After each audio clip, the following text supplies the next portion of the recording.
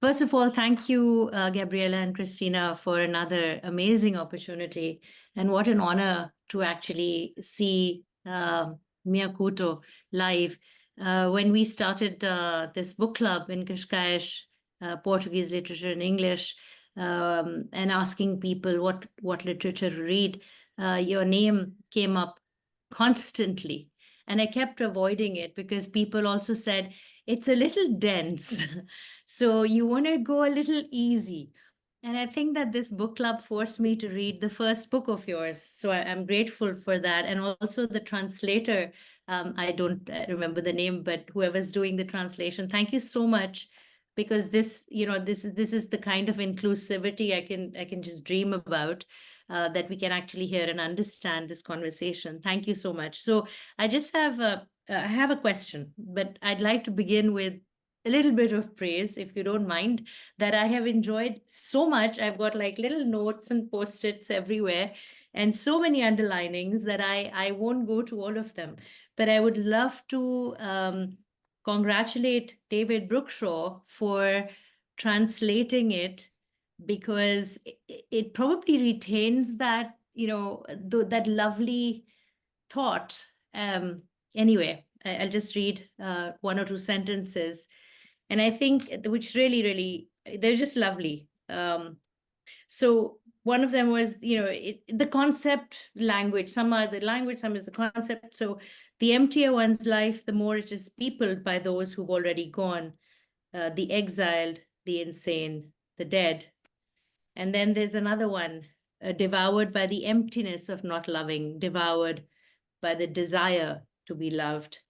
And kind of a particularly sort of a poignant one, but not in a cringy way, which I thought was wow. Trains set off sluggishly with a sigh, regretting the departure. Just wow. So yeah, and there are lots like one last one where I have to say this. This one also really resonated. A mask, he said, isn't just something that covers the face of the person dancing. The dancer, the choreography, the music swirling through the body, all this is the mask. Just love it. So I do have a question, actually, not just thank you, thank you, thank you.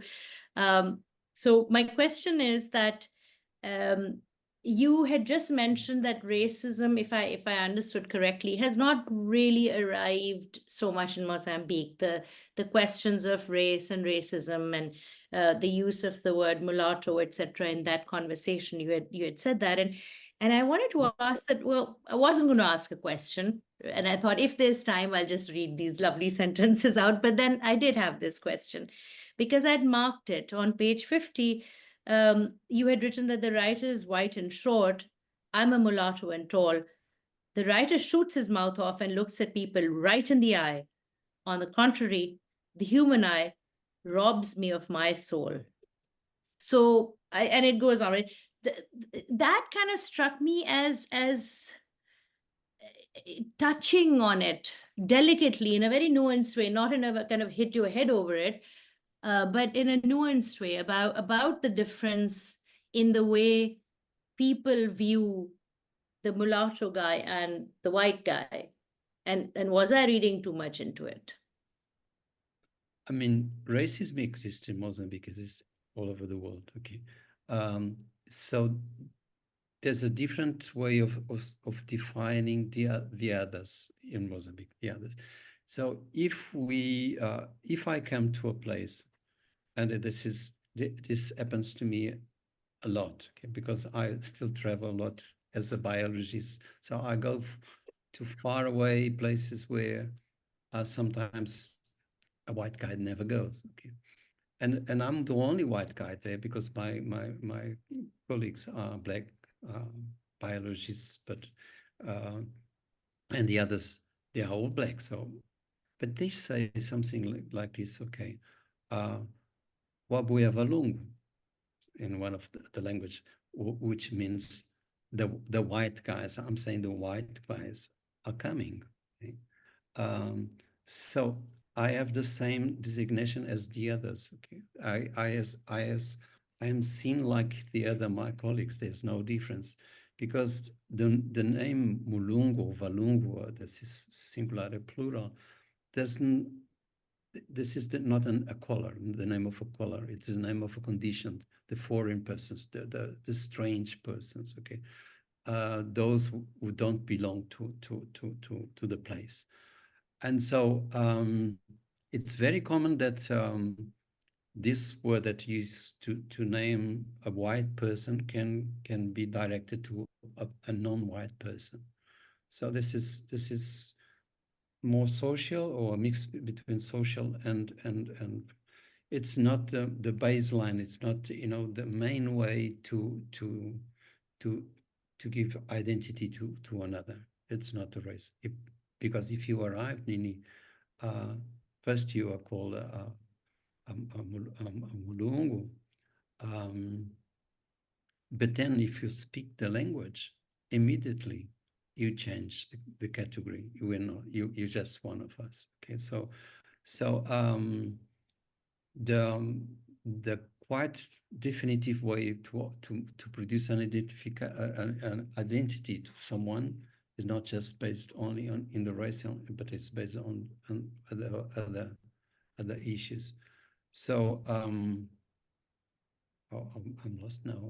I don't know what I was. What was your question? It was the kind of the gaze that when people sort of look at him, they look at him, he's white and short, but the human eye robs him of his soul. And I was just wondering, but maybe that wasn't, maybe because of me as a reader of these times, I am more maybe unconsciously I'm even looking for these things, and perhaps that's sort of my fault as a reader. Sometimes that happens too. We tend to look into things, and I did kind of underline this and wonder, but maybe it was just like, as you said, like there is a word in Urdu, Urdu/Hindi, where they will call somebody who's not from that village, Pardesi, that he is not from the Des, he's not from that land.